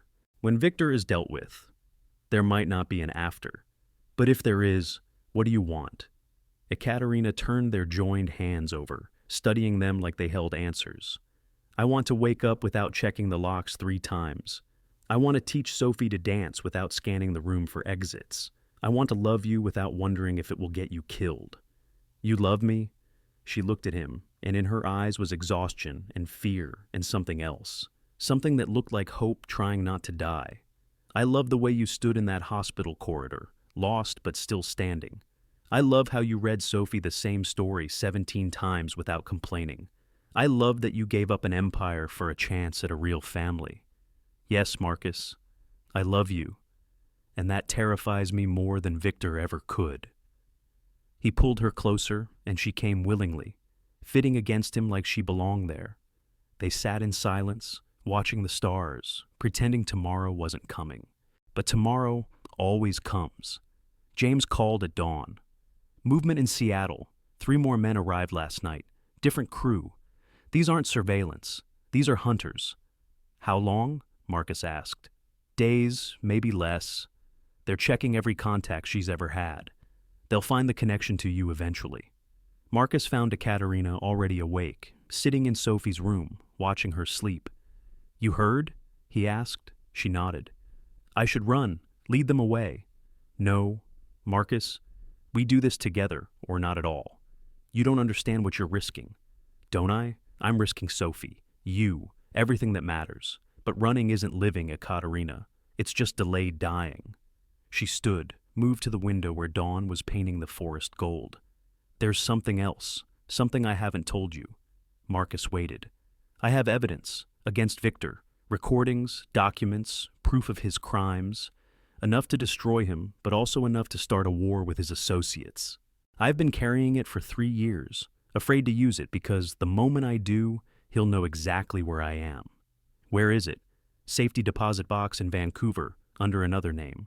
"Then we get it, we use it." "It's not that simple. The people he works with, if Victor falls, they'll need someone to blame. That someone will be me, and anyone standing next to me. Then we make sure we're standing somewhere else when it happens." Ekaterina turned to him. "You have a plan?" "The beginning of one, but it means trusting people. Can you do that?" "I trust you. I trust Sophie. Everyone else is negotiable." That afternoon, while Sophie napped, Marcus made calls. Old contacts, people who owed him favors, specialists in the kind of problems that couldn't be solved in boardrooms. Ekaterina listened, occasionally adding details about Victor's operations, his weaknesses, his obsessions. "He's not stupid," she warned. "He's survived 3 assassination attempts and 2 federal investigations." "But he's arrogant," Marcus said, "and he's emotional about you. That makes him vulnerable. It makes him dangerous." Same thing, from the right angle. Sophie woke from her nap calling for them.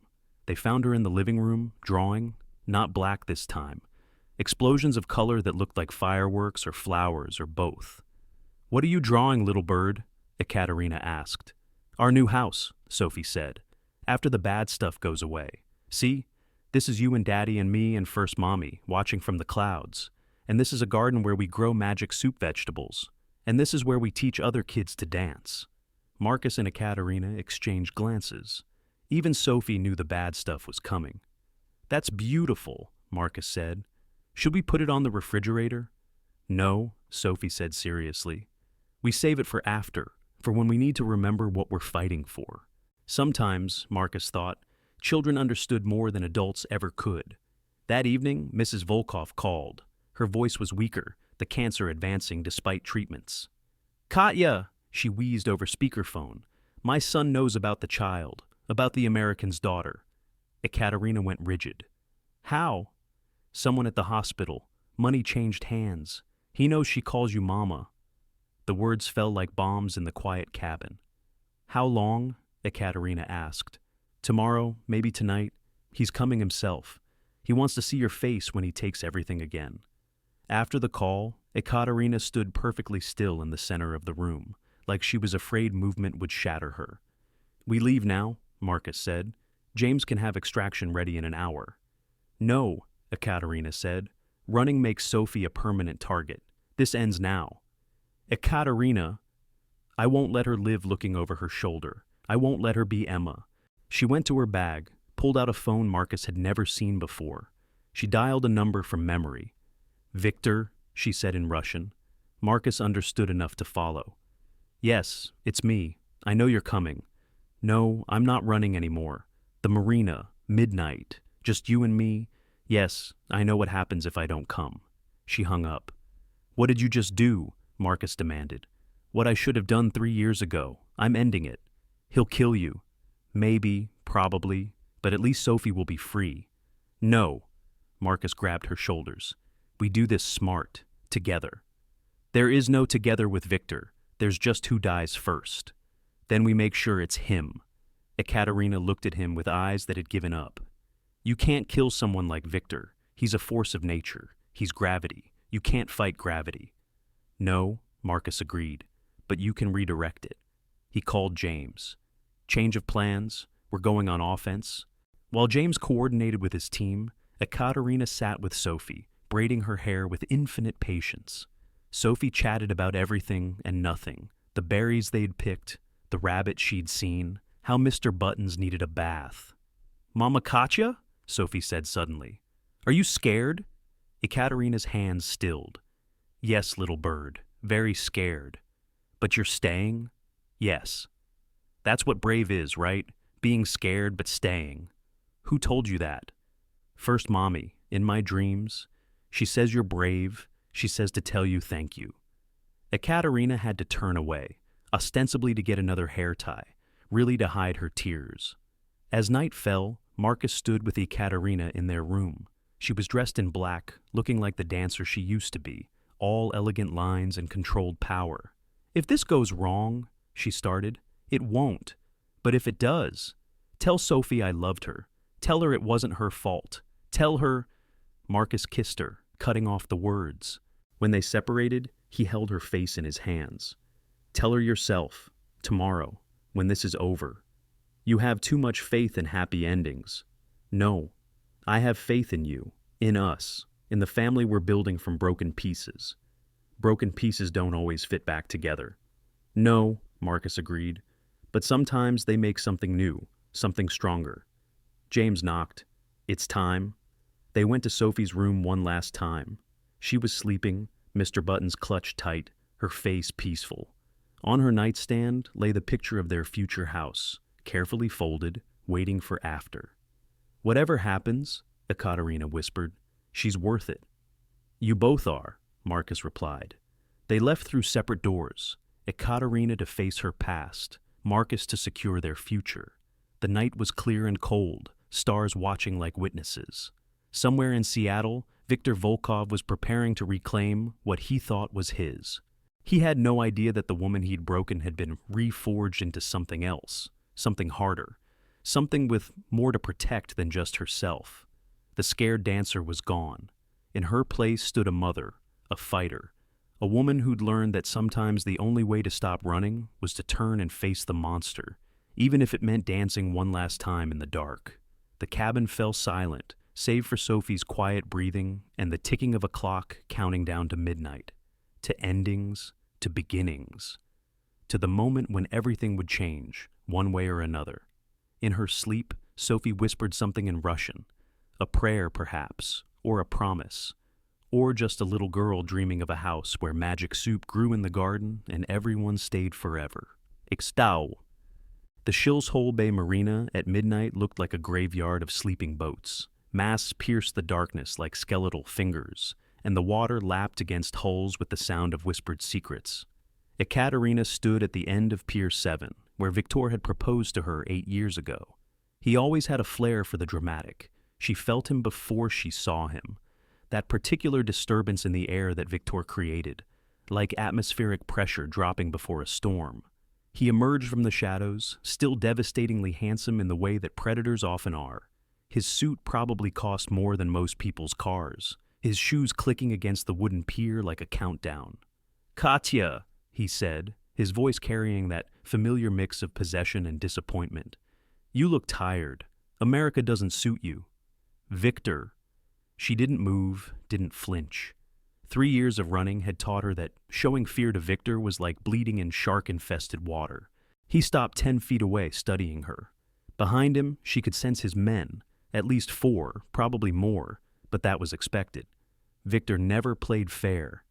"You've been busy," he said conversationally, playing house with the pharmaceutical executive, mothering his broken little girl. "Did you really think I wouldn't find out? I knew you would, eventually. And yet you stayed. Interesting." He pulled out a cigarette, lit it with a gold lighter that caught the moonlight. "Tell me, does she call you Mama? Does she reach for you when she has nightmares? Does she smell like Emma did after her bath, like lavender and innocence?" Ekaterina's hands clenched, but she kept her voice steady. "Don't. Don't what? Remind you of what you lost? What you let die? What you killed?" Victor laughed, a sound like glass breaking. "I wasn't even there. You were the one who was supposed to protect her. Your enemies came for you. Emma died because of your wars. Emma died because you were weak, just like you're weak now." He stepped closer. "But I'm feeling generous. Come home, Katya. Leave the American and his daughter. Submit to your punishment, and I'll let them live. My punishment? 3 years you've humiliated me. 3 years my associates have questioned my control. That requires correction, public correction, but survive it, and you can return to your place. My place? By my side, in my bed, mother to my next heir. Ekaterina actually laughed. You're insane. I'm practical. You're still young enough to breed, and you've proven you can produce beautiful children, even if you can't keep them alive. The cruelty of it, the casual brutality, should have destroyed her. 3 years ago, it would have. But now she thought of Sophie's drawing, of their future house with its magic soup garden, of Marcus saying, "We do this together," and she found steel where there used to be glass. "No," she said simply. Victor's expression darkened. "No? I have a new family now, a real one built on love, not fear." Love? He said it like profanity. Love makes you weak. It made you weak with Emma, and it makes you weak now. He pulled out his phone, showed her a video. Sophie at the cabin, playing in the garden just hours ago. "My men are already there. 1 word from me, and your new daughter joins your old one. Is that what you want?" Ekaterina's blood turned to ice. But then she saw it, a detail Victor hadn't noticed. In the video's corner, a tiny flash of movement. James's team, in position, protecting Sophie. "You're lying," she said. "Am I? Shall we call and find out?" He started to dial. Victor. A new voice, one that made Victor freeze. Marcus stepped out of the shadows, but he wasn't alone. With him was someone Ekaterina hadn't expected. Alexei Volkov, Victor's younger brother, the police captain who'd helped her escape 3 years ago. "Alexei?" Victor's voice carried genuine surprise. "What are you doing here?" "Ending this," Alexei said simply. He looked older, worn down by years of cleaning up his brother's messes. "Hello, Katya." "You brought him here?" Victor snarled at Ekaterina. "My own brother?" "I brought myself," Alexei said. "When I heard you were coming to America, I knew it was time. You've gone too far, Victor. You've been going too far for years, but threatening another child? That ends tonight." "You would betray family for this whore?" "She was family. Emma was family. You let them both be destroyed for your pride." Victor's men emerged from their positions, weapons visible but not yet drawn. In response, more figures materialized. James's team, positioned on boats, behind containers, on rooftops. The marina became a chessboard with all pieces visible. "Interesting," Victor said. "A standoff, very American. But you forget, I have resources you can't imagine." "Actually," Marcus said, pulling out a tablet, "your resources are currently frozen. Your accounts in Switzerland, Cyprus, the Caymans, all locked pending investigation. The FBI received some fascinating documents about your operations. Drugs, weapons, human trafficking. They're very interested." Victor's face went pale. "You gave them nothing. You have nothing." Ekaterina reached into her jacket, pulled out a flash drive. "Every transaction, every murder, every shipment. 3 years of evidence, Victor. Names, dates, account numbers. Your entire empire, documented. You recorded me? Emma was recording that day, on my phone. She loved to make videos, remember? The phone was in the bathroom when your enemies came. It captured everything. The men talking about you, why they were there, what they were ordered to do. It proves you're the reason she died." Victor lunged forward, but Alexei caught him. "Enough, brother. You would choose her over me. I choose justice over blood. I chose it 3 years ago when I helped her run. I choose it now." The sound of helicopters filled the air. Not police, something else. Victor smiled.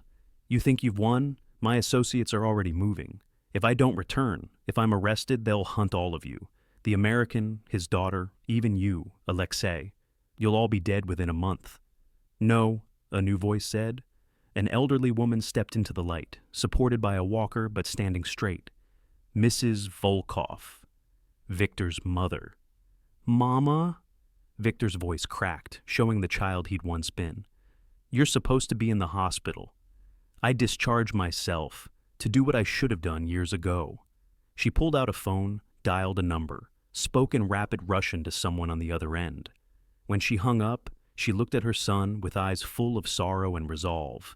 It's done. I've spoken to the Bratva Council. You're released, cast out, no longer under their protection. You can't do that. You're not. I'm Natasha Volkov, daughter of Dmitry Volkov, sister to Mikhail Volkov, widow of Anton Volkov. My blood built the organization you've corrupted. My word still carries weight. They won't honor it. They already have. You're nobody now, Victor. Just a man with enemies and no friends. Victor looked around wildly, calculating. His men were shifting nervously. Without Bratva protection, Victor was just another criminal, not someone worth dying for. You planned this, he said to Ekaterina. All of it. No, she said.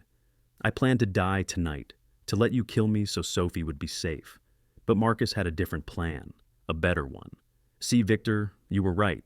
Love does make us weak, but it also makes us fight harder than you ever could, because we're not fighting for pride or power. We're fighting for each other. Victor pulled a gun. Everyone tensed, weapons raising.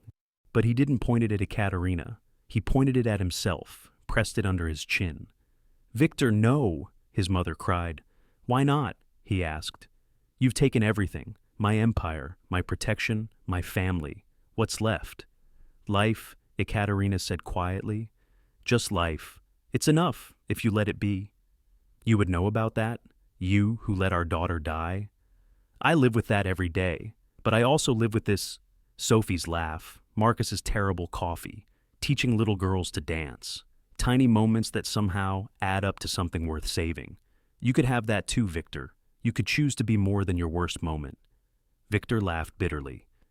You think there's redemption for someone like me? I think there's redemption for anyone who truly seeks it, but it starts with putting the gun down. For a moment, everything balanced on a knife's edge. Then sirens filled the air. Police, FBI, enough law enforcement to ensure no one was walking away from violence tonight. Victor lowered the gun. You've destroyed me. No, Ekaterina said. You destroyed yourself the day you chose power over people. I just stopped letting you destroy others. The FBI agent swarmed in, professional and efficient. Victor was cuffed, read his rights. As they led him away, he stopped. The American won't keep you, he said to Ekaterina. When he realizes what you really are, he'll throw you away like I should have. Marcus stepped forward, took Ekaterina's hand.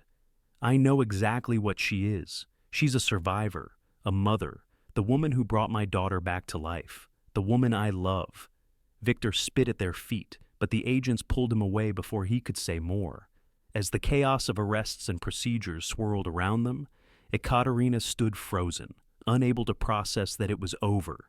3 years of running, of looking over her shoulder, of fearing every shadow done. Katya, Mrs. Volkov called weakly. Ekaterina went to her, knelt beside the wheelchair someone had brought. Thank you, Ekaterina whispered. No, child, thank you, for showing me what my son had become, for giving me the courage to stop him. She touched Ekaterina's face with a trembling hand. Emma would be proud. You've saved another little girl from his shadow. Alexei approached. You'll need to testify. It won't be easy. Nothing about this has been easy, Ekaterina said, but I'll do it. And then? He asked. Ekaterina looked at Marcus. And then we go home. To Sophie. The ride back to the cabin was silent. Dawn was breaking as they pulled up, painting the world in soft pinks and golds.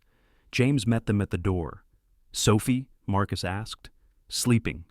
She never woke up. We kept her safe. They found her exactly as they'd left her, peaceful and dreaming. But clutched in her hand was a new drawing. 3 figures holding hands under a rainbow, with stars that looked like wishes falling around them. Ekaterina crawled into bed beside her, and Sophie instinctively curled into her warmth. Mama Katya? Sophie murmured without opening her eyes. Did you chase away the bad stuff? Yes, little bird, it's gone. Forever? Forever. Sophie smiled and fell back into deeper sleep. Marcus sat on Sophie's other side, creating a protective circle around her. What now? He asked. Now? Ekaterina considered. Now, we become what we've been pretending to be. A family. No more pretending, no more pretending. Through the window, the sun rose fully, burning away the last shadows of night. Somewhere, Victor was being processed into federal custody. Somewhere, lawyers were preparing cases that would take years to resolve. Somewhere, other broken families were waking up to their own battles. But here, in this cabin, three people who'd found each other through loss were discovering that sometimes the end of one story is just the beginning of another. Sophie had been right in her drawing.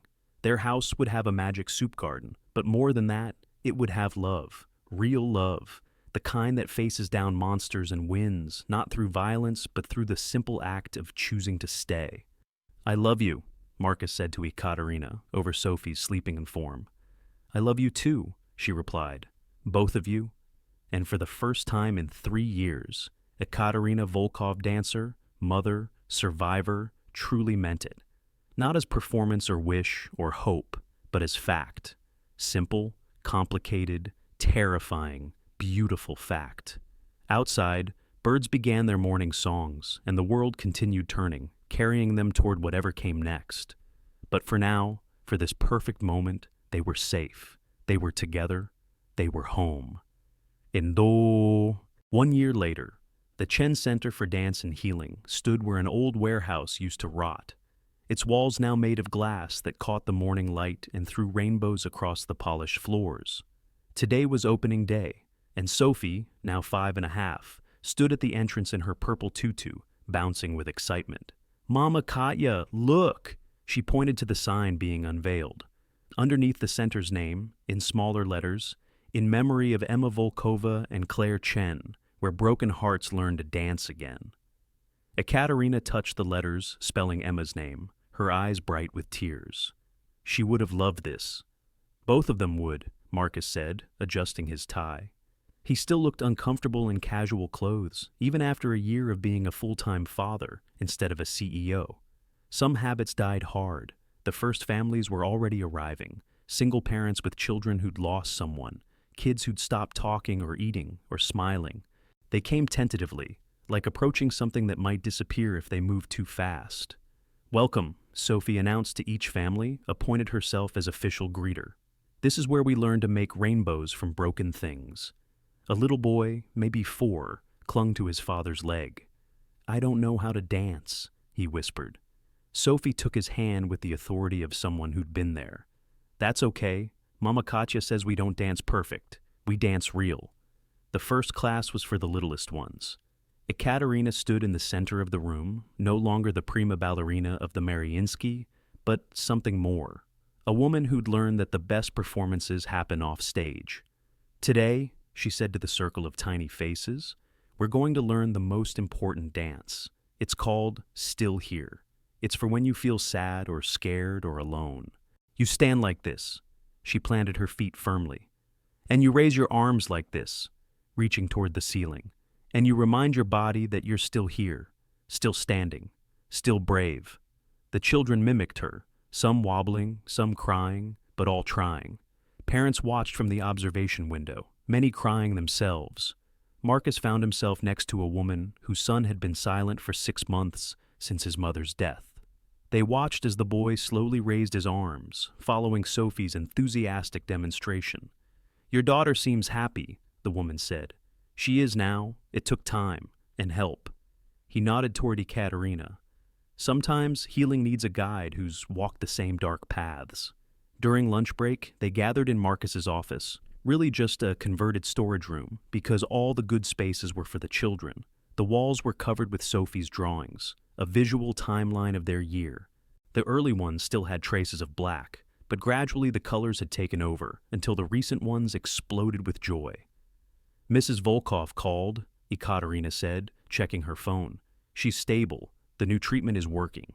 Victor's mother had become a strange part of their extended family, using Victor's frozen assets to fund experimental cancer treatments and sending Sophie Russian cookies on holidays. "Any word on the trial?" Marcus asked. "Alexei says next month. Victor's pleading guilty to avoid the death penalty." They didn't talk about Victor much. He existed now only as paperwork and court dates, defanged and defeated. His organization had scattered, his empire divided among those smart enough to grab pieces. He would die in prison eventually, forgotten by everyone, except those he'd hurt. Mama Katya, Sophie burst in, dragging a new friend. This is Lucy. She's from Boston and she remembers you. Ekaterina froze. Lucy Kingston, the butterfly girl, one of the children from her past life as a hired companion. The girl studied Ekaterina with solemn eyes. You left, Lucy said simply, without saying goodbye. I did. I'm sorry. My dad said you had to go. That bad people were trying to hurt you. That's true. Lucy considered this. Are the bad people gone now? Yes. So you can stay? With Sophie? Yes, I'm staying. Lucy nodded, satisfied with the logic of 5-year-olds. Good. Sophie says you teach the best dances. Can you teach me the one about spinning your sad away? As the girls ran back to class, Marcus saw Ekaterina wiping her eyes. You okay? Robert Kingston called last week, asked if Lucy could attend classes here, said she'd been asking about the lady who taught her to dance. I didn't think she'd remember me. Children remember love, Marcus said, even when it's brief. The afternoon brought teenagers, awkward, angry, grieving in ways that looked like rebellion. Ekaterina handled them differently, speaking frankly about loss, about the way grief could feel like drowning, about how movement could be a language when words failed. One girl, maybe 15, raised her hand. What if we can't forget? What if it hurts too much to move? Ekaterina sat on the floor, gesturing for them to join her. I had a daughter once, Emma. She died when she was 2. For 3 years, I couldn't say her name without breaking. The pain was so heavy I thought it would crush me. But then I met Sophie, and she taught me something. Pain doesn't get smaller. We get bigger. We grow around it, like trees growing around obstacles. The pain becomes part of us, but not all of us. Does it ever stop hurting? A boy asked. No, but it changes. It becomes softer, like a scar instead of a wound. And sometimes, on really good days, it almost feels like love stored in a different shape. After the last class, as parents collected their children and the sun set over Seattle, the 3 of them stood in the empty studio. Sophie was practicing her pirouettes in the mirror, each one a little wobblier than the last, but performed with absolute joy.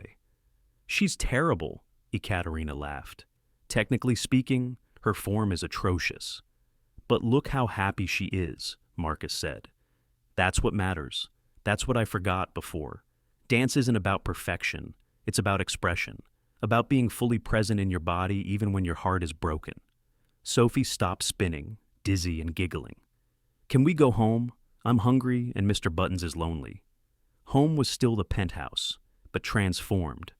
The cold marble had been covered with colorful rugs. Children's art covered the previously pristine walls. The formal dining room had become Ekaterina's practice space, mirrors and bars replacing the austere furniture. As they prepared dinner together, a chaos of 3 people trying to cook, mostly getting in each other's way. Sophie announced, I want a sister. Marcus choked on the wine he was tasting. Ekaterina dropped a spoon. Where did that come from? Marcus asked. Lucy has a new baby sister. Her dad got married again, and Tommy from class has 2 brothers. I only have me. You have us, Ekaterina said carefully. But I want someone to teach the dances to, someone littler than me. Marcus and Ekaterina exchanged glances over Sophie's head. They'd been married 6 months. A quiet courthouse ceremony with just Sophie, Mrs. Volkov, and James as witnesses. But they hadn't talked about more children. The scars were still too fresh, the fear of loss too real. Maybe someday, Marcus said. Someday means never, Sophie said with 5-year-old wisdom. That's what adults say when they mean no. That night, after Sophie was asleep, Marcus found Ekaterina on the balcony, staring at the city lights. She's right, you know, Ekaterina said, about someday meaning never. Is that what you want it to mean? She turned to him. I'm terrified. The thought of having another child, of possibly losing, I don't know if I could survive it again. We can't live in fear of loss. Sophie taught us that. Sophie's braver than both of us combined. Marcus pulled her close. Maybe, or maybe bravery is contagious. Maybe it spreads from one broken heart to another until everyone's dancing. That's either the most profound or most ridiculous thing you've ever said. Both. Definitely both. They stood together, watching the city sleep. Somewhere out there, the families from today's classes were going home, perhaps a little lighter than before. Tomorrow, more would come. And the day after that. A steady stream of broken hearts learning to beat again. Victor was wrong, Ekaterina said suddenly, about love making us weak. It's the opposite. Love makes us brave enough to keep trying even when we know how much losing costs. Is that a yes to Sophie's sister?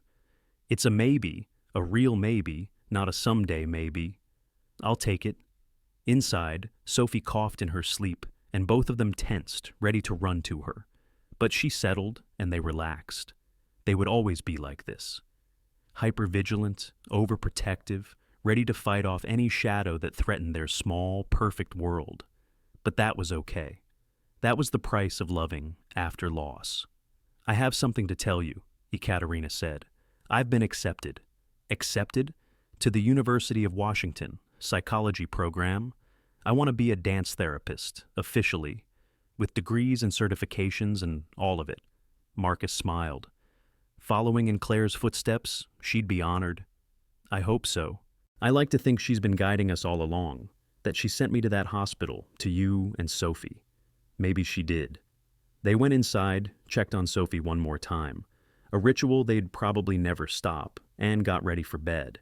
In their room, Ekaterina pulled out a box she'd been hiding. What's this? Marcus asked. Open it. Inside were 3 items, a pair of tiny ballet shoes, Emma's, a stethoscope, Claire's, and a photo Marcus had never seen. All 4 of them at the beach last month, Sophie on his shoulders, Ekaterina laughing, the ocean behind them like a promise of endlessness. It's for the memory wall, Ekaterina explained, at the center, where we honor what was while celebrating what is. It's perfect. As they lay in bed, Sophie patted in, Mr. Buttons dragging behind her. Can't sleep, she announced, crawling between them. Bad dream? Marcus asked. No, good dream. But I woke up and wanted to make sure you were both still here. We're here, little bird, Ekaterina said, kissing her head. Always here. Promise? Promise. Sophie settled between them, her breathing soon evening out. Marcus reached over her to take Ekaterina's hand. This is it, isn't it? He whispered. Our happily ever after. No, Ekaterina whispered back. This is better. This is real. And it was. Not perfect, nothing ever was. But real in the way that only things forged from loss and chosen despite fear could be. 3 people who'd each lost everything, who'd found each other in the darkness, who'd chosen to build something new from the broken pieces. Outside, it started to rain, gentle at first, then harder. But inside, they were warm and safe and together. Sophie mumbled something in her sleep, half Russian, half English. All love. Marcus squeezed Ekaterina's hand. She squeezed back. Tomorrow would bring new challenges, more families seeking healing, court testimonies, university applications, the endless work of raising a child who'd known too much loss too young. But tonight, they were simply here, still standing, still dancing, still choosing each other over and over again. The rain painted patterns on the windows, and if you looked at them just right, in just the right light, they looked like dancers, or like families, or like hope. All 3, really. All 3 at once, spinning together in the space between what was lost and what was found, between ending and beginning, between the last page of one story and the first page of the next. Sophie sighed in her sleep, safe between the 2 people who'd crossed oceans of grief to find her, to find each other. And somewhere, in whatever comes after, Claire and Emma watched and smiled, knowing their loves were loved, their families continued, their memories transformed into something beautiful and living and eternal. The dance goes on. It always does. Even when the music stops, even when the dancers fall, even when the stage goes dark, someone, somewhere, starts moving again, and the dance, broken but beautiful, continues. In the morning, Sophie would wake and demand pancakes with faces. Ekaterina would try to make them like Claire used to, and they'd turn out wrong but somehow right. Marcus would burn the coffee, and they'd laugh. The center would fill with new children learning to transform grief into grace. And life, messy and painful and perfect, would continue. Because that's what love does. It continues, despite everything, because of everything, forever.